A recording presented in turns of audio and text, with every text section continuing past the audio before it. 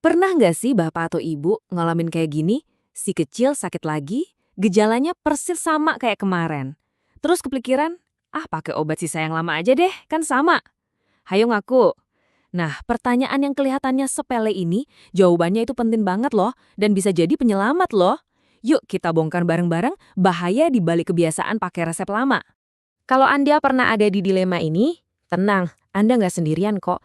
Banyak banget orang tua yang lakuin ini. Alasannya, ya praktis, nggak ribet.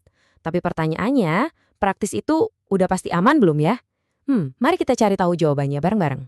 Oke, coba kita bayangin sebuah skenario ya. Ada seorang ibu, sebut saja namanya Ibu Rina. Suatu hari, dia datang ke apotek. Permintaannya kelihatannya simpel banget. Posisi Ibu Rina ini lagi panuk nih. Anaknya rewel di rumah, jadi dia butuh solusi yang satset-satset, cepet gitu. Sambil menyodorkan bungkus obat yang lama, dia bilang, "Mbak, tolong racikin puyar ini lagi ya, sama persis kayak yang ini." Kedengerannya logis banget kan? Sakitnya sama, obatnya ya sama dong, pikirnya. Tapi buat apotekernya, kita panggil aja Mbak Yuarsela.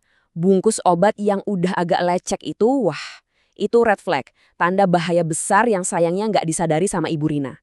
Kira-kira apa ya yang dilihat sama si apoteker ini? Nah, ini dia nih inti masalahnya. Sering banget sesuatu yang kita anggap paling praktis, paling gampang, justru itu yang paling beresiko. Apalagi kalau urusannya sama kesehatan anak-anak kita. Jadi, dengan tegas tapi tetap sopan, Mbak Yuarsela menolak permintaan itu.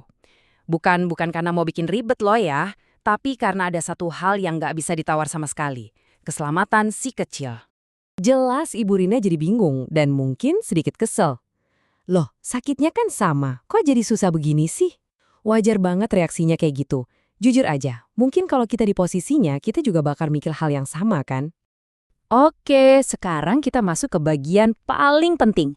Yuk, kita bedah sama-sama. Kenapa sih apoteker tadi menolak?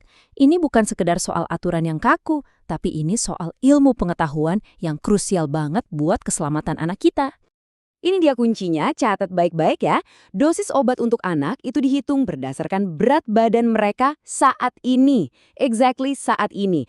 Bukan berat badan minggu lalu, apalagi bulan lalu. Kenapa? Karena buat anak-anak yang lagi tumbuh, setiap gram kenaikan berat badan itu ngaruh banget ke dosis obat.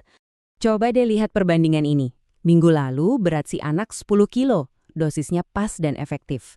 Hari ini beratnya naik jadi 10,5 kilo. Cuma setengah kilo. Kelihatannya sepele banget kan? Tapi buat tubuh anak yang kecil, perbedaan setengah kilo itu bisa mengubah obat yang tadinya aman jadi berpotensi bahaya atau malah jadi nggak efektif sama sekali. Jadi, intinya apa? Kalau soal obat anak, nggak ada kamusnya buat kira-kira. Semuanya harus presisi, harus pas. Ini semua demi memastikan obatnya bekerja dengan baik dan yang paling penting, aman buat si kecil. Oke. Sekarang kita udah paham nih bahayanya. Terus, apa dong yang harus dilakuin Ibu Rina? Masa iya nggak ada solusi cepat yang tetap aman? Tentu ada dong. Nah, disinilah Ibu Rina akhirnya klik. Momen pencerahannya datang. Rasa kesalnya langsung hilang, berganti jadi khawatir. Ya ampun, jadi bahaya ya. Terus sekarang anak saya demam, dikasih apa dong?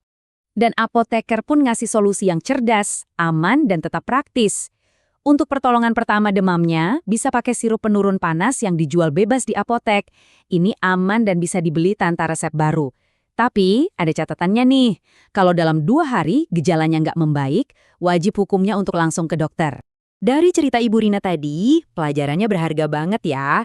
Nah, sekarang kita rangkum jadi langkah-langkah cerdas yang bisa kita semua terapkan kalau si kecil lagi sakit di rumah. Gampang kok, cuma ada 4 langkah ajaib yang perlu diingat. 1. Berhenti. Jangan pernah pakai resep lama, apalagi obat puyer. 2. Konsultasi.